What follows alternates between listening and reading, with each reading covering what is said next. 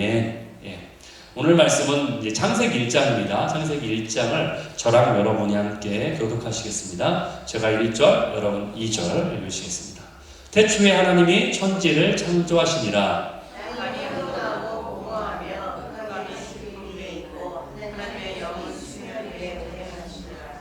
하나님이 이르시되 빛이 있으라 하시니 빛이 있었고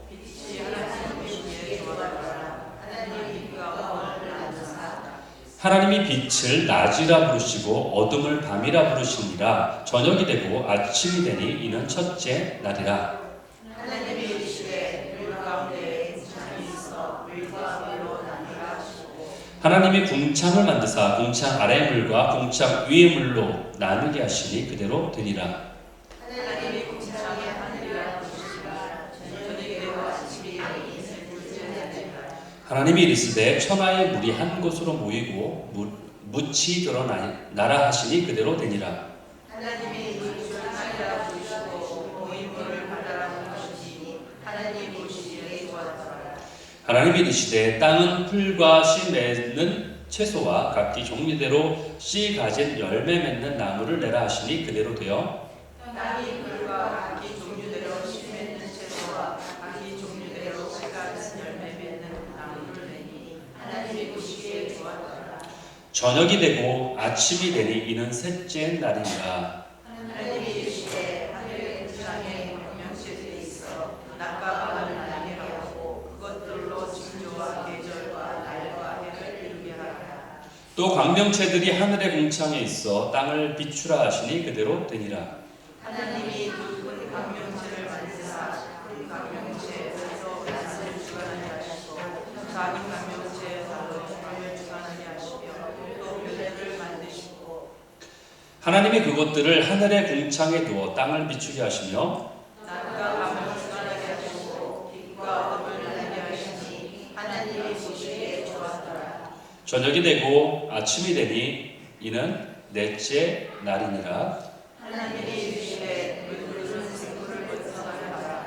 땅 위에 하늘의 궁창에 있는 새가 살아 하시고 하나님이 큰 바다 짐승들과 물에서 번성하여 움직이는 모든 생물을 그 종류대로 날개 있는 모든 새를 그 종류대로 창조하시니 하나님이 보시기에 좋았더라. 하나님이 그들에게 복을 주시며 이르시되 상륙하고 번성하여 여러 땅을 충만하라. 새들도 땅에 번성하라 하시니라. 저녁이 되고 아침이 되니 이는 다섯째 날이니라.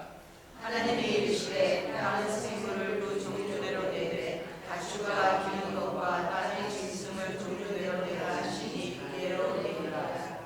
하나님이 땅의 짐승을 그 종류대로 가축을 그 종류대로 땅에 기는 모든 것을 그 종류대로 만드시니 하나님이 보시기에 좋았더라.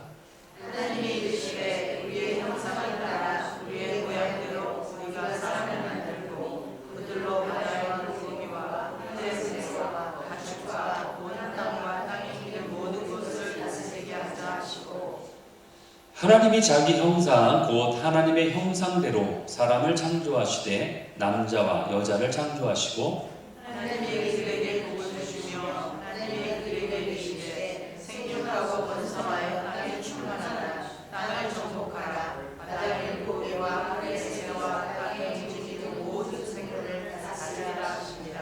아멘. 네, 여기까지 읽겠습니다. 28절까지. 예, 오늘 창세기 1장 이 말씀을 가지고 함께 나눌 제목을 제가 심히 좋았더라. 예, 하나님이 하시는 표현이죠. 심히 좋았더라. 영어로는 so good, so good 이라는 말이에요. 그래서 이 제목을 함께 나누겠습니다. 우리가 이 창세기를 보면서 여러 가지 질문이 생길 수 있습니다. 예, 창세기에 대한 여러 가지 질문들이 생겨날 수 있는데 여러 가지 이론도 있죠. 여러 가지 학설도 있어요. 그리고 의견도 많습니다. 그런데 우리의 호기심을 채우려는 것보다 더 중요한 것은 과연 하나님께서 우리에게 무엇을 원하시기에 창세기를 기록으로 우리에게 남기셨을까? 어떤 의도일까? 이것을 보기 원한다는 거예요. 예, 우리의 호기심을 채우는 것도 중요하지만 그보다 더 중요한 것은 그거라는 거예요. 사람들은 어떻게에 대한 관심이 많아요. 어떻게 창조되었나? 어떻게? 어떻게? 이거에 관심 많아요. 이렇게 생각하는 이유는요. 17세기 계몽주의에 따른 어떤 합리주의적 사상 이후로 생겨난 그 생각들이에요. 그 이후로는 모든 것은 지식적으로 이해가 되어야지만이 된다. 그래야 그게 진리다. 이렇게 인식되어 온 표준이 있었어요. 그래서 그 사상 이후로 그렇게 배워왔어요. 우리 모두가 다 그런 교육 시스템 아래서 배웠죠. 그렇죠? 우리가 배운 학교 시스템이 다 그러한 기준에 의한 시스템이에요. 그래서 우리가 성경을 이해하는데 그래서 어려움을 겪는 거예요. 그와 똑같은 기준에 의해서 성경을 평가하기 때문에 그래요. 신앙은 믿음이야라고 우리가 말을 해요. 그렇죠? 신앙은 믿음이야. 그렇죠? 믿음이죠. 신앙은 믿음이야라고 말하면서도 성경을 자꾸 머리로 이성적으로 이해하려고 해요. 무슨 말인지 이해가 되세요? 신앙은 믿음이라고 하는데 믿음이라고 말하면서도 신앙 자체를 자꾸 우리의 이성이나 지식으로 이해하려고 한다는 얘기예요. 우리는 거기에서 뭔가가 오류가 생기는 거예요. 저도 그런 사람 중에 한 사람이었습니다. 그래서 저는 비행기 타는 걸 거부했어요. 아니, 이 비행기를 운전하는 그 파일럿이 제대로 교육을 받고서 기장이 되는지 내가 어떻게 알아? 그런데 어떻게 내 목숨을 거기다 맡겨요? 아니, 그 사람이 라이센스를 내가 보지도 않았고 내가 딱 보고서 내가 막 봐야지 인정하는데 쳐다보지도 않았는데 그 사람이 가짜인지 어떻게 알아요? 아니면 오늘 그가 컨디션이 안 좋은지 어떻게 알아요? 아니면 그가 오늘 술을 먹고 왔는지 내가 어떻게 믿어요? 그렇죠? 그걸 보지 않고 내 몸을, 내 목숨을 맡겨요? 한국까지 날 데려다 줄 때 그 비행기 내 몸을 실른단 말이에요? 비행기를 거부해요. 이런 일이 어디 이것뿐입니까? 대장 내시경 할 때 여러분 수면 마취하죠? 아니, 도대체 내가 그 의사를 어떻게 믿고서 내가 수면 마취에 싹 들어가요? 내가 뭘 믿고서 놀이동산에 있는 롤러코스터에 내 몸을 맡겨요? 그게 언제 떨어질지 모르고 언제 내가 거기서 죽을지 모르는데 실제로 떨어진 일이 있어요. 그렇죠? 사고 있어요. 그걸 내가 뭘 믿고 맡기는데 하다못해 저 흔한 엘리베이터도 마찬가지예요. 내가 뭘 믿고 거기 내 몸을 맡겨도 그 안에 들어가요 내가? 그렇죠? 여러분 너무나 많은 경우에 우리는 내가 직접 보고 내가 직접 설명을 듣고 내가 직접 이해해야지만이 내가 믿을 수 있다는 기준을 무시해요. 우리는 많은 경우에.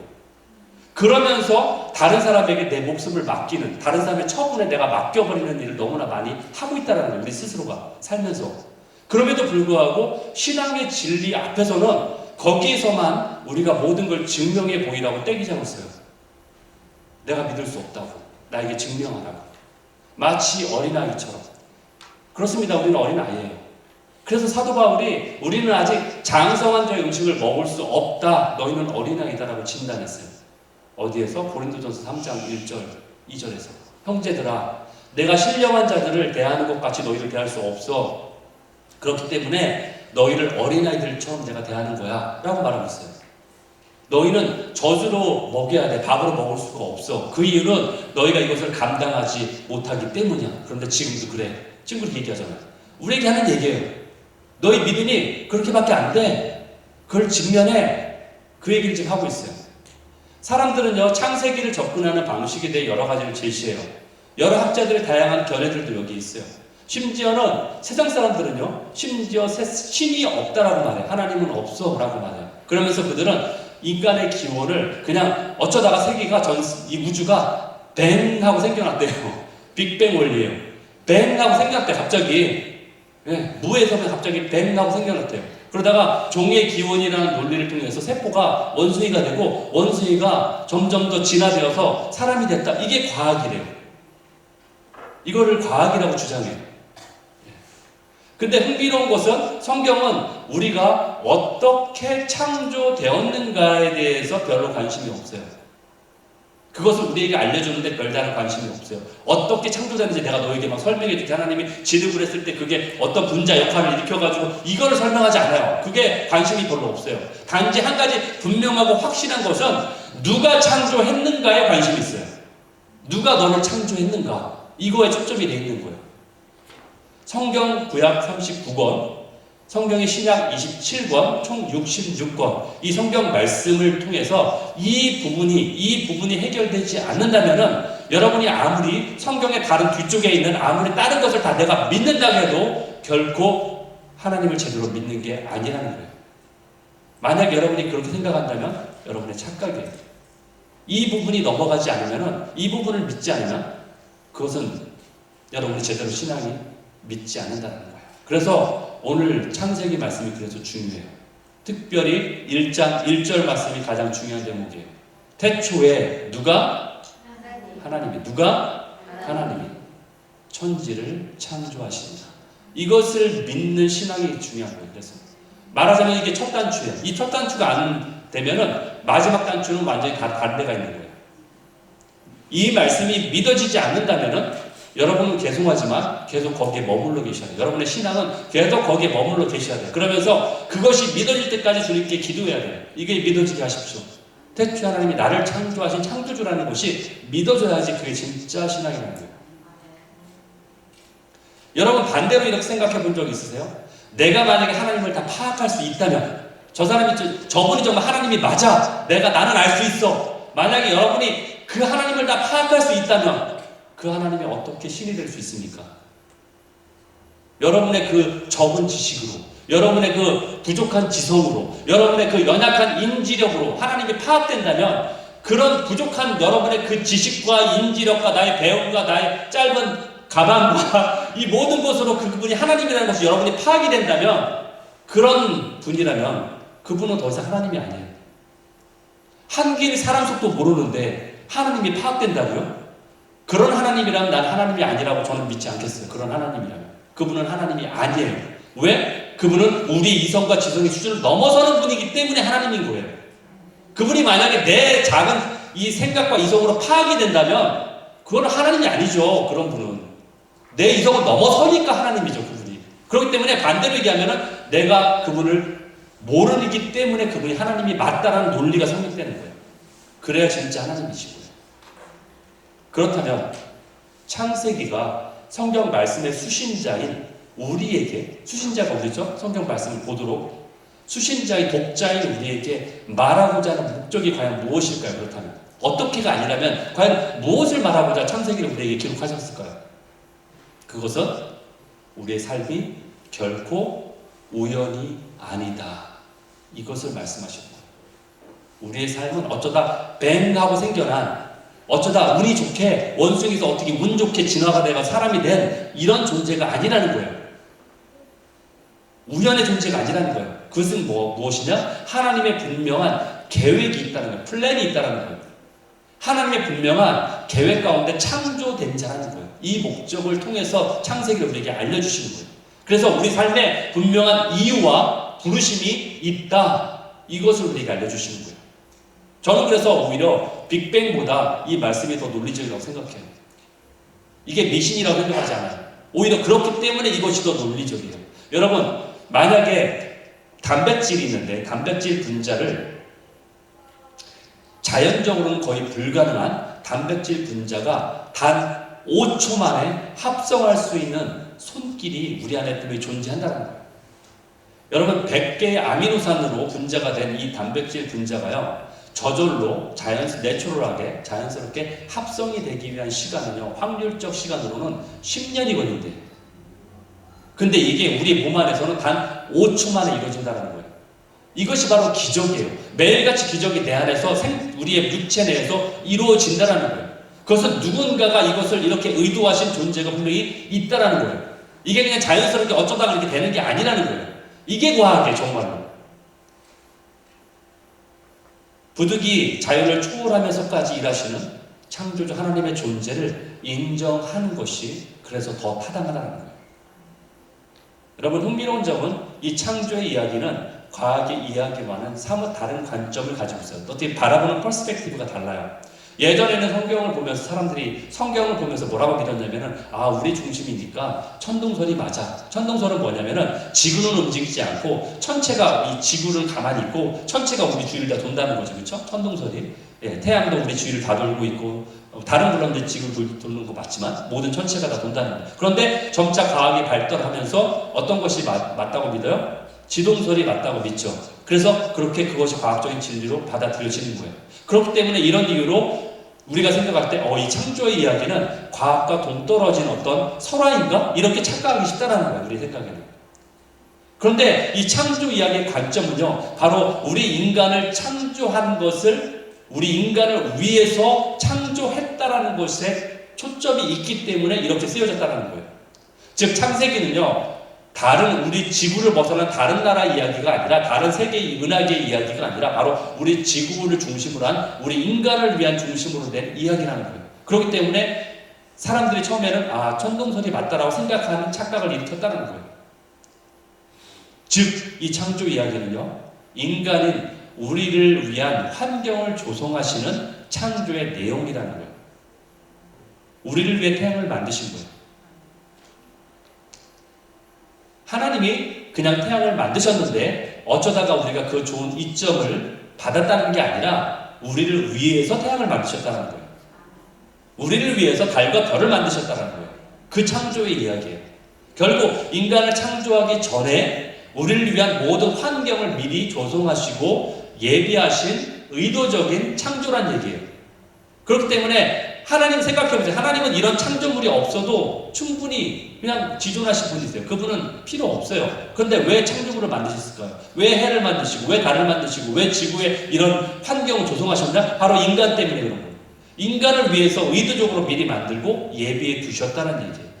그래서 모든 것이 다 준비가 되었을 때 맨 마지막에 우리 인간을 그래서 만드신 거예요.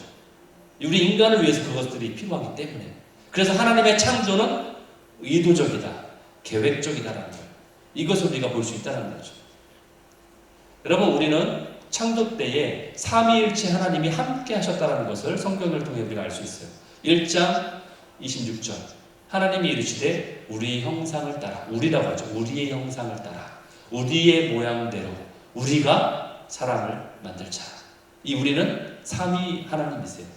성부, 성자, 성령. 즉 그때 성부 하나님은 당연히 계셨고 성령님도 계셨고 성자 예수님도 계셨다는 얘기예요. 그러면서 성령님에 대한 표현이 또 나와요. 어디에? 창세기 1장 2절에 하나님의 영이 수면 위를 운행하셨다. 하나님의 영, 성령이 계셨다는 얘기를 하고 있어요. 여기서 하나님의 영은 히브리어로 르하우라고 해요. 르하우. 르하우라는 얘기는 바로 바람이라는 뜻도 있는데 성령님을 말하는 거예요. 여러분, 또 흥미로운 얘기를 제가 하나 해드릴까요? 창조 순서를 보시면요, 넷째 날에 해와 달과 별들이 창조되었다는 걸 알고 있어요. 이거는 뭐 유치원 때부터 배우잖아요. 우리 주일학교 때부터 창조의 순서들이 어떻게 되는지. 근데 정말 흥미로운 게 뭔지 아세요? 넷째 날에 해가 있고 달이 있고 별이 있는데 첫째 날에 빛이 있어요. 그러면 이 빛하고 네 번째 날에 태양빛하고는 뭐예요? 뭐가 달라요? 그렇죠? 그런 생각 해보셨어요? 안 해보셨죠? 첫째 날에 빛이 있으라. 빛이 있는데 넷째 날에 해가 그때 나오는 거예요. 어떤 차이가 있을까? 이 첫째 날의 빛은 분명 우리가 알고 있는 태양빛이 아니란 얘기예요. 그 얘기는. 이 빛에 대해서 우리가 그 실마리를 알게 하는 구절이 계시록에 나와요. 이 빛이 뭔가? 계시록에 어떤 내용이냐면은, 계시록은 뭐예요? 마지막 때 원래 창조의 모습으로 회복시키려는 하나님의 계획이 담겨 있는 게 계시록이에요. 그렇죠? 창세기는 하나님의 그런 완전한 모습이고 계시록은 그 완전한 모습이 뒤틀려진 거를 다시 회복시키는 게 계시록의 내용이에요. 그래서 새 예루살렘이 내려오고 그리고 천년왕국이 지나면서 새 하늘과 새 땅이 온전한 하나님의 나라로 다시 회복된다. 그 내용이거든요. 그래서 하나님 나라에 관한 이야기예요. 계시록 21장 23절 이렇게 나와 있어요. 그 성, 어떤 성? 새 예루살렘 성을 얘기하는 거예요. 그 성은 해나 달의 비침이 쓸데없어. 필요가 없다는 얘기예요. 필요 없어. 왜? 하나님의 영광이 직접 비추고 거기에는 어린 양인 예수님의 빛이 들불이 되기 때문에 이렇게 나오고 있죠. 그리고 또 이거에 대한 또 비슷한 얘기가 또 있어요. 22장에 있어요. 22장 5절에 보니까 다시 밤이 없겠고 들불과 햇빛은 아무 쓸데가 없다. 필요가 없다. 왜? 거기는 주 하나님이 그들을 비추고 계시기 때문에. 결국 제가 믿기에는 창세기 1장 첫째 날에 등장하는 빛은 바로 예수 그리스도예요. 예수 그리스도. 예수님이 요한복음 8장 12절에서 나는 세상의 뭐다? 빛이다. 이 말씀이 단지 비유만이 아니라는 거예요. 실제적이라는 얘기예요. 창조 부분은 주로 예수님이 담당하셨어요. 창조는. 생각해 봅시다. 하나님은 전능한 분이시죠. 그렇죠? 하나님은 뭐든지 가능하신 분이세요. 그런데 굳이 말씀을 하지 않아도 그냥 말씀을 참조하셨어요. 가라사대. 그렇죠? 말씀을 하셨는데 말씀을 하지 않아도 그분의 생각만으로도 거뜬히 창조할 수 있어요. 그렇죠? 뭐 그런 영화 보잖아요. 막 특별한 능력을 가진 생각을 할 때 딱 움직이고 막 이런 거 보잖아요. 그렇죠? 생각만으로 하나님 충분히 그럴 수 있어요. 그런데 굳이 말씀을 통해 세상을 창조하셨다고 나와 있어요. 성경에는. 예. 여기에서 우리는 말씀 대신 예수님의 역할을 보게 돼요. 그걸 어디서 알 수 있느냐? 요한복음 1장 1절에 14절에 나와 있어요. 태초에 누가 계셨다? 예수님이 계셨다. 말씀이 계셨다. 나오죠? 태초에 말씀이 계시니라. 근데 이 말씀이 누구다? 하나님과 함께 계셨다. 근데 이 말씀은 누구다? 하나님이다. 그렇죠? 예수님이 하나님이에요. 그렇죠? 이 말씀이 하나님이라. 2절, 그가 태초에 하나님과 함께 계셨고 만물이 그로 말미암아 지은 바 되었다. 말씀으로, 예수님으로 말미암아 지은 바 되었으니 지은 것이 하나도 그가 없이는 된 것이 없다. 나와 있죠? 4절에 그 안에 생명이 있다. 이 생명은 뭐다? 빛이다. 예수님이 빛이다. 이 생명은 사람들의 빛이다. 5절 빛이 어둠에 비치네. 하나님이 이 땅과 예수님이 이 땅에 오셨지만 어둠 가운데 왔지만 어둠이 깨닫지 못하더라. 사람들이 예수님을 알아차리지 못하더라. 예. 6절에 하나님께로부터 보내심을 받은 사람이 있으니 그 이름은 침례 요한이라. 요한, 사도 요한이 아니라 침례 요한이에요. 자, 7절에 그가 그가 누구예요? 침례 요한이죠. 증언하러 왔으니 곧 빛에 대하여 증언한다. 예수님을 증언했잖아요. 침례 요한이. 예, 앞으로 성령으로 세례를 줄 분. 나는 물로 세례를 주지만, 그렇죠? 예, 그 더한 분. 내가 신들매도 감당하지 못하는 분. 그분을 증언했죠. 모든 사람이 자기로 말미암아 믿게 하려 함이라. 8절에 그는, 침례 요한은 자기는 이 빛이 아니다 얘기하는 거야. 나는 예수님이 아니다. 메시아가 아니다. 얘기했잖아요. 그렇죠? 나는 이 빛이 아니요 이 빛에 대하여 증언하러 온 자다 라고 말했다는 거죠. 예. 9절에 참빛 곧 예수님이죠. 참빛 곧 그가 세상에 와서 각 사람에게 비추는 빛이 있었나니 10절에 그가 세상에 계셨고 세상은 그로 말미암아 지은 바 되었고 그렇죠? 말씀으로 지은 바 되었고 예수님을 통해서 지은 바 되었고 세상이 그러나 그를 알지 못했다라고 말하고 있어요. 11절에 그 참빛이 땅에 오셨지만 오매 자기 백성이 그를 영접하지 않았다라고 말하고 있어요. 12절에 영접하는 자 곧 그 이름, 누구의 이름? 예수님의 이름을 믿는 자에게는 하나님의 자녀가 되는 권세를 주셨다. 13절에 이는 혈통으로 되는 것도 아니고 육정으로 되는 것도 아니고 사람의 뜻으로도 아니고 오직 하나님께로 난 자, 거듭 난 자만이 이들이다. 그렇죠? 14절에 말씀이 육신이 되어 누가 육신을 받았어요? 예수님이죠. 예수님이 육신으로 성육신하셔서 육신이 되어 우리 가운데 거하심에 이 땅에 오심에 우리가 그의 영광을 보니 아버지의 독생자의 영광이요 은혜와 진리가 충만하더라. 여러분 여기 충분하게 나와 있죠? 네, 그 말씀이 예수님이라고 그분이 빛이라고 충분히 나와 있어요.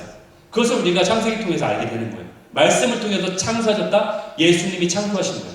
삼위일체 하나님이 함께 합력하여서 창조를 이뤄내신 거예요. 수면 위로 하나님의 영이 성령이 운행하시는 중에 하나님이 계셨고 말씀을 예수님을 통해서 직접 창조하게 하신 거예요. 이것을 우리가 알게 된다는 거죠.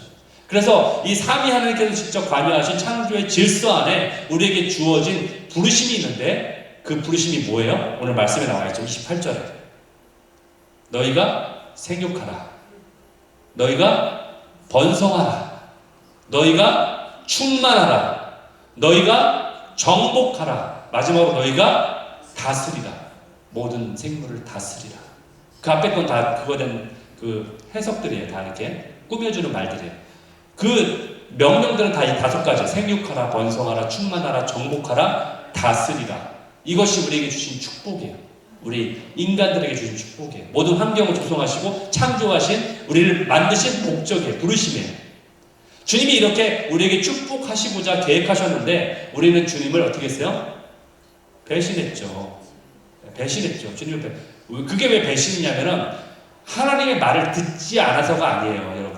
여러분 착각하는데 마치 부모님이 얘기하는 부모님 말을 안 들었다고 배신이 아니라 안 들을 수도 있어요. 그런데 여기서 중요한 것은 그 선악과를 먹은 자체가 죄가 아니라 내가 하나님처럼 되고자 했던 그 교만이라는 얘기예요. 그래서 그걸 먹은 거예요. 그거를 꼬드긴 거예요. 사단이. 너 하나님처럼 될 수 있어.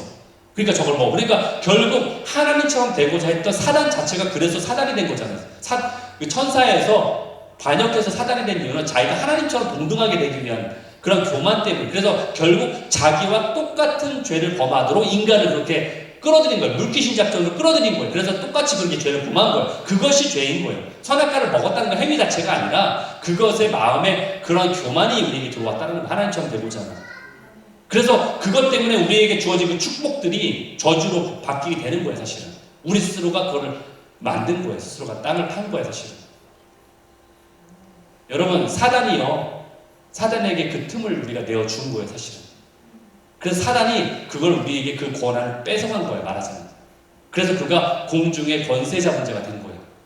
우리가 가지고 있는, 우리가 다스리는 권한을 사단이 뺏어간 거예요, 사실 그 권한을. 그래서 사단이 예수님을 시험했을 때에 제시한 것이 결코 허황된 말이 아니에요. 여러분, 만약에 그가 예수님한테 했던 말이 허황된 것이라면 그것을 우리는 유혹이라고 말할 수 없어요. 유혹이라는 것은 내가 정말 하고 싶어라고 이렇게 생각이 돼야 유혹이지. 말도 안 되는 얘기하고 유혹이 뭔 얘기하고 있어. 비웃음거리나 되지. 그게 유혹이 될 수 있어요, 여러분에게. 만약에 돈 없는 사람이 여러분에게 가서 내가 돈 좀 꿔줄까? 그러면 장난해? 그렇죠. 여러분이 정말로 돈 줄 거야? 뭐 이렇게 생각 안 하죠, 그렇죠? 돈이 정말 있는, 예를 들어서 빌 게이츠 그런 사람이 와서 당신에게, 여러분에게 내가 너에게 돈을 줄게. 그러면 정말 그게 믿어지니까 약간 유혹이 되지. 돈이 없는 사람이 와가지고 그러면은 장난해? 그러죠. 여러분 비웃겠죠. 정말로 예수님에게 한 얘기가 유혹거리가 된다는 얘기는 정말 맞다는 얘기예요, 그 얘기가. 여러분, 사단은 분명히 예수님을 유혹했어요. 이 말의 뜻은 그 말이 사실이라는 얘기예요. 사단이 시험한 내용 중에 3가지 중에서 처음 2가지는 하나님 아들의 정체성에 대한 시험이었어요. 그런데 마지막이 중요한데, 마지막 3번째 시험은요, 바로 사단 자신에게 관한 거예요. 마태복음 4장 8절에 보면 뭐라고 나오냐면은, 만일 네가 내게 엎드려 경배하면 이 모든 것을 너에게 주리라, 이렇게 되어 있죠. 그런데 이것에 대한 자세한 버전이 어디 나오냐면 누가복음에 나와 있어요. 누가복음에 보면 더 자세하게 기록되어 있어요. 뭐라고 나와 있냐? 누가복음 가볼까요? 4장 5절에 7절 보니까 이르되 6절에 이 모든 권위와 그 영광을 내가 내게 주는데 이것은, 이 모든 권위와 영광은 내게 넘겨준 것이므로, 사단이 가지고 있다고 지금 얘기하고 있어요. 내가 가지고 있는 거야. 그러니까 내가 너에게 줄 수 있어. 내가 원하는 자에게 주노라. 줄 수 있는 능력이 있다라고 말하는 거예요. 결국 이 말은 그게 정말 유혹거리가 된다는 얘기예요. 사단이 말한 것처럼 온 땅의 통치권을 가진 건 아니지만 공중의 권세 잡은 자라는 그 에베소서 2장의 말씀처럼 이 땅 가운데 어느 정도까지는 그가 자신의 영향력을 끼칠 수 있는 그 권한이 있다라는 것을 우리가 알게 된다는 거예요. 그래서 그게 유혹거리가 되는 거예요, 정말로. 생육하고 번성하고 다스리라는 것 자체가 하나님이 우리에게 주신 어떤 원천적인 사명이 분명한데, 그렇기 때문에 사단은 계속해서 우리의 다음 세대를 죽이려고 그토록 시도하고 있는 거예요. 그런 시도가 성경에 나와 있어요. 실질적으로 악한 자들의 어떤 어둠의 영향을 받아서 하나님의 사람들이 이 땅에 존재하지 못하게 하려는 시도들이 계속 성경에 있었어요. 언제? 모세가 출생했을 때 어린아이들을 죽여요. 바로의 계략이죠. 예수님이 출생했을 때 2세 아래의 영아들을 죽였던 그런 헤롯의 계략이 있었어요. 그리고 현재는 어떤 방법들이 있냐? 좀 더 세련된 방식으로 시도해요. 이것을 어떻게? 낙태와 동성애라는 방법으로. 좀 더 세련된 방법. 왜 세련된 줄 아세요? 그게 인권을 위한다라는 어떤 빌미를 가지고 명목으로 하는 거예요. 행해지고, 그게 정의운동이라는 명목으로 행해지고 있기 때문에 좀 더 세련된 방법인 거예요, 사실은. 그냥 죽이는 게 아니에요. 학살이 아니에요. 여러분, 동성애는 그 안에 정말 다음 세대가 생겨날 수 없어요. 생명이 없어요. 동성들을 통해서 아기가 나올 수 있나요? 동성애가 확산되면 어떨까요? 그래, 동성애가 조금 있는 건 그래도 우리가 그래, 그럴 수 있겠다. 그게 좀 더 확산돼. 에브리바디가 다 동성애를 다 한다고 생각해 보세요. 그게 장려돼서 모든 사람이 다 정성애하면 다음 세대가 어떻게 생겨나요? 그래, 동성애들이 한 얘기가 있어요. 입양하면 되지. 그럼 입양한 애들은 어디서 하늘에서 떨어지나요, 그 애들이? 이성간에 생긴 아이들이지, 그쵸? 예. 동성애 확산은 그런 거예요. 마귀 사탄의 전략이에요. 다음 세대가 생육하고 번성하고 너희들이 그렇게 충만하라는 것을 못하게 막는 어둠의 세력들이에요. 사실은 환경운동, 인구를 줄여야 된다? 다 사단의 계획들이에요. 여러분 속으면 안 돼요.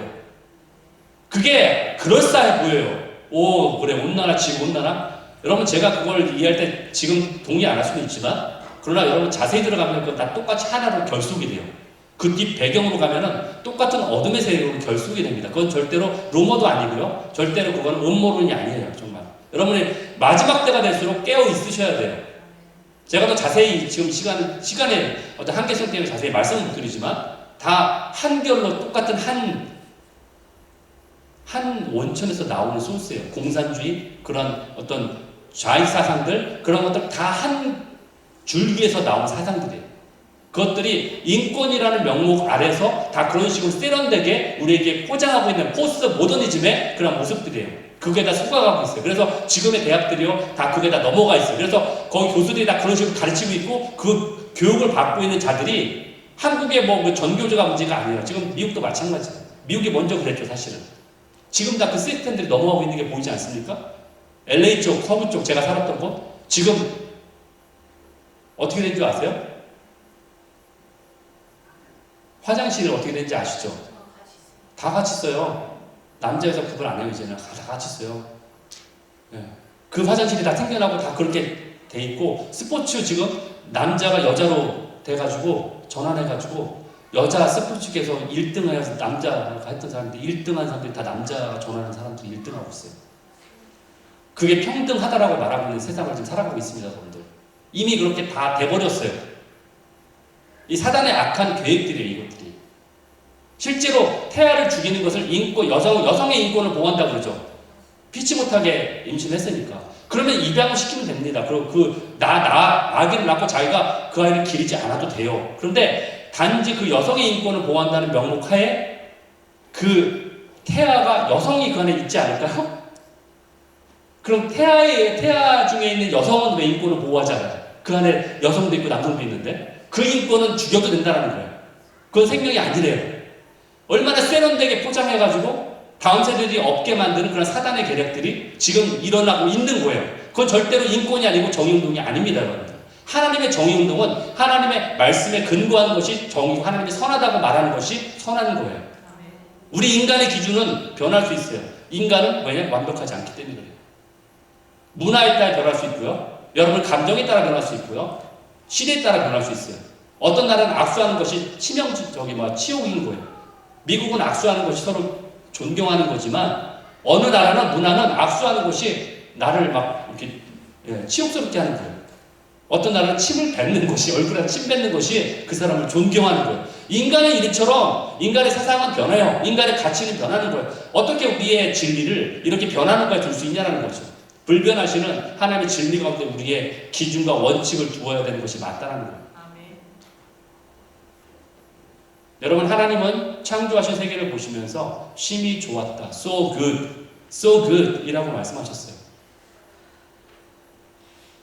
7번에 걸쳐서 내가 보기에 너무 좋았다 라고 평가하세요. 그러면서 마지막에는 보시기에 심히 좋았다 라고 말씀하세요. 좋았다는 말은 히브리 말로 토브예요. 토브라는 말인데 이것은 그냥 내 감정에 내 기호에 맞다 이 표현이 아니에요. 이 얘기는 무슨 얘기냐? 그 가치에 있어서 선하다. 그것이 옳다. 이것이 정의다. 이 얘기예요. 하나님이 선하다는 게 정의다. 저스티스다. 이게 옳은 기준이다. 표준이다. 그 얘기예요. 그냥 내가 그냥 기분 좋으니까 좋아. 좋은 게 좋은 거야. 오늘은 좋아. 근데 내일은 어제는 좋았는데 오늘은 별로 안 좋아. 이게 아니에요. 이런 좋다가 아니에요. 하나님 말은 가치 기준에 좋다라는 거예요. 그것을 우리에게 말씀하고 있어요. 그런데 우리가 주목해 볼 점이 있어요. 뭐냐? 하나님이 계속 창조하는데 계속 좋다라고 말씀하시는 거예요. 그것이 저에게는 굉장히 주목거리예요. 왜 그러냐면은 셋째 날 보세요. 셋째 날에는 아무것도 없어요. 그냥 황량한 바다만 있고 그 안에 생물도 없어요. 물고기도 없어요. 땅도 황량해요. 아무 식물도 없어요. 그런데 그걸 보시면서 좋다라고 말씀하시는 거예요. 여러분 인생을 보시면서 하나님이 마치 그와 같이 보신다는 거예요. 마치 여러분의 인생이, 우리의 인생이 셋째 날의 이 중간처럼 아무것도 없이 황량할 때가 있어요. 그런데 기억할 것은 우리의 인생이 아직 끝난 게 아니라는 거예요. 과정 중이라는 거예요. 아직 내 인생 가운데 풀도 없어요. 나무도 없고 꽃도 없어요. 하늘을 비추는 해도 없고 달도 없고 별도 없어요. 그렇지만 우리 인생을 주님이 좋다라고 말씀하시는 거예요. 우리 인생이 아직 하나님의 계획 아래서는 아직 다 펼쳐지지 않았다는 거예요. 과정 중에 있다는 거예요. 그것을 주님이 좋다라고 우리에게 평가하신다는 거예요. 조금만 더 기다리면요, 이제 꽃이 피어날 거예요. 조금만 더 기다리면 아름다운 새들이 날아올 거예요. 조금만 더 기다리면 우리 밤하늘에 아름다운 별들이 반짝이기 시작할 거예요. 그러므로 아직 실망하기는 이르다는 거예요. 왜? 우리 인생은 과정 중이니까. 성화의 과정이라겠지. 누가 성화의 단계를 완결이라고 얘기하잖아요. 우리는 성화의 과정을 가는 자들이지 성화의 완결을 믿자마자 땅땡 하고 나오는 게 아니에요. 과정 중에 있는 자들이에요, 우리는. 그런데 주님은 우리를 그러한 우리를 보시며 좋다, so good 이라고 말씀하시는 거예요. 우리의 완성품은요, 지금이 아니라 미래에 있기 때문에 그래요. 주님은 좋다라고 말씀할 수 있는 이유가 있어요. 주님이 우리를 보시면서 좋다라고 말씀할 수 있는 이유는 그분은 과거나 현재나 미래를 한꺼번에 보시기 때문에 그래요. 우리는 시간을 이렇게 보잖아요. 일직선상으로 보잖아요. 그래서 우리는 이렇게 지나오잖아요. 그러나 주님은 이 일직선을 이렇게 세워요. 위에서 보시는 거예요. 과거가 다 보여요. 한꺼번에. 미래까지 다 보이는 거예요. 그분은 과거나 미래나 현재를 다 통찰하시는 분이세요. 시간에 매이는 분이 아니기 때문에. 여러분, 이건 마치 건물을 짓는 거하고 똑같아요. 세상에 어떤 사람도요, 지금 공사 중인 건물을 쳐다보면서 불평하지 않아요. 아, 왜 페인트실도 안 돼 있어? 아니, 왜 유리창도 하나도 없어? 불평하지 않아요. 그저 공사 중인 그 빌딩을 바라보면서 왜 그 건물이 아직 완성이 되지 않냐고 불평하지 않습니다. 과정 중이니까. 그런데 우리가 공사 중인 건물을 보면서 한 가지 생각해야 될 게 딱 하나는 있어요. 뭐냐? 그것은 바로 이 건물이 과연 설계도대로 건축되고 있냐? 이건 중요해요. 이 건물을 보고 뭐가 없다가 중요한 게 아니라 이 건물이 지금 건축되고 있는데 없는 게 중요한 게 아니라 정말로 설계도대로 되고 있느냐는 중요한 거예요. 그거는 정말 유심히 봐야 되는 거예요. 과연 우리가 하나님의 부르심대로 가고 있느냐? 꽃도 없고 풀도 없고 하늘의 별도 없지만 정말 하나님의 부르심대로 가고 있느냐? 이건 정말 중요하다는 얘기예요. 하나님의 리더십 안에 우리가 걸어가고 있느냐? 이것이 우리가 살펴봐야 될 점이에요. 내가 뭐가 없느냐가 중요한 게 아니라 그것을 살펴봐야 되는 게 아니라 아직은 페인트 칠이 안 돼 있을 수 있어요. 아직은 유리창이 없을 수도 있어요. 내 안에. 아직은 전기가 들어오지 않을 수도 있어요. 그러나 그 자체로 주님은 우리에게 네가 선하다, 네가 옳다, 네가 좋다 라고 말씀하시는 거예요. 이것이 바로 하나님께서 우리를 바라보시는 관점이에요.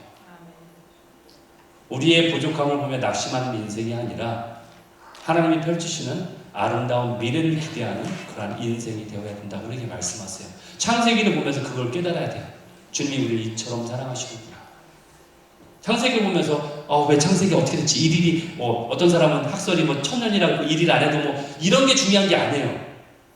어떻게 알면 그럼 어떻게 할 건데 그 다음에 알면 자랑하게요? 그거 알면 어쏘와 저는 그 생각이 들어요. 알면 그럼 어쩔 건데 그러면 그게 중요한 게 아니죠. 하나님이 정말 우리에게 어떤 마음으로 어떤 의도로 창조했는가 이걸 아는 게 믿음이지. 믿음이 중요하지. 하나님이 창조했는데 물이 어떻게 끓고 어떻게 이게 발전했고 어떻게 창조가 되고 물질이 화학 반응을 일으키고 이게 중요한 게 아니라는 거죠. 네가 정말 아름답구나. 주님 우리를 보시면 말씀하세요. You are so good. 이 말씀의 근거가 바로 여기에 있는 거예요. 우리를 창조하신 아버지가 우리와 함께 계세요. 그런데 우리는 왜 불안해하고 근심하고 있나요? 여러분 왜 불안하고 근심하세요? 이유가 있어요. 제가 알려드릴게요. 왜 여러분이 불안하고 근심하는지. 아버지가 없어서 그래요. 아니면 아버지는 있는데 안 보여서 그래요. 아니면 여러분이 숫째 아버지를 떠나서 그래요. 이 셋 중에 하나예요.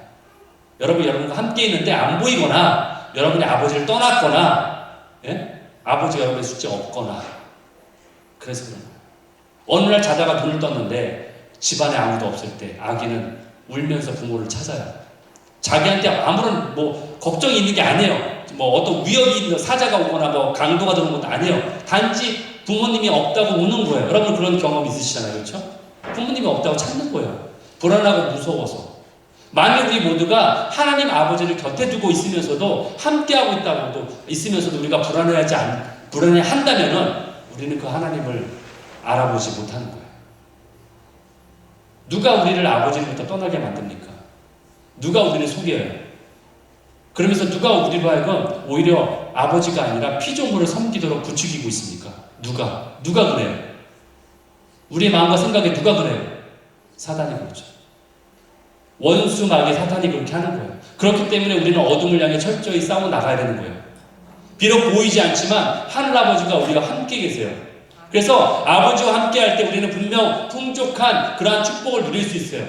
그러한 축복과 행복이, 이 풍요로움이 우리가 함께 할 거예요. 이것을 믿는 게 믿음이에요. 정말 태초에 하나님이 천지를 창조하신다, 이것이 믿어지는 게 믿음인 거예요. 이걸 과학적으로 논리적으로 증명해서 믿는 건 믿음이 아니라 그냥 과학이에요. 하나님의 자녀는 하나님 아버지께로 돌아가야 돼요. 그래야 사는 거예요. 이 아들을 위한 완벽한 장소를 만드신 것이 바로 오늘 창세기 내용이에요. 아들을 위한 완벽한 장소를 만드신 내용, 어떻게 우리 인간이 살아가기에 좋은 최고의 장소를 만드신 내용들이 나오잖아요. 하루에 첫째 날 뭘 창조하시고 둘째 날 이 내용이 바로 창세기라면 그 원래의 장소로 회복하는 내용이 바로 요한계시록의 마지막 새 예루살렘의 내용이에요. 이 내용이 성경의 전체 이야기예요. 우리와 함께하는 것, 우리를 관계하는 것, 우리를 사랑을 원하시는 것. 탕자의 비유는 그래서 모든 인류에게 해당하는 이야기예요. 우리가 아버지에게 돌아가야 된다. 아버지에게 돌아가야 된다. 본향이 우리를 기다리고 있어요. 우리 기다리시는 아버지가 계십니다. 히브리서 11장 13절 16절 말씀을 보고 마지막으로 마치겠습니다. 땅에서는 우리가 외국인이나 나그네인 줄 우리가 알 수밖에 없어요. 저도 미국에 살 때도 처음에 미국에 와서 적응할 때 힘들었지만 미국에 살면서도 적응이 된 후에도 이 땅이 내 본향이라는 생각이 들지 않아요. 근데 또 한국에 돌아가도 똑같아요. 그 생각이 들어요. 내 고향이지만 제가 한국에 7년 동안 다시 갔는데도 여전히 나는 이방인이구나, 이 생각이 들어요. 결국 제가 깨닫게 되는 거는 한국이든 미국이든 어느 곳에 있든 나는 이방인이에요. 결국 하늘나라의 시민인 것을 내가 알게 되는 거예요. 하늘 본향집이 날 기다리고 있기 때문에 그 생각이 나게 되는 거예요. 이같이 자기들이 본향 찾는 자임을 나타내니라, 알기 때문이라. 16절, 이제는 더 나은 본향, 더 나은 the better place예요. 나은 본향을 사모하는데 그것은 하늘에 있는 곳이다. 그들을 위하여 한 성, 새 예루살렘 성을 주님이 예비하셨다라고 말씀하고 계세요. 이것을 사모하는 여러분 되시기를 예수님의 이름으로 축원합니다. 다 같이 일어나셔서 우리 찬양하심으로 우리 고백하며 나아가겠습니다.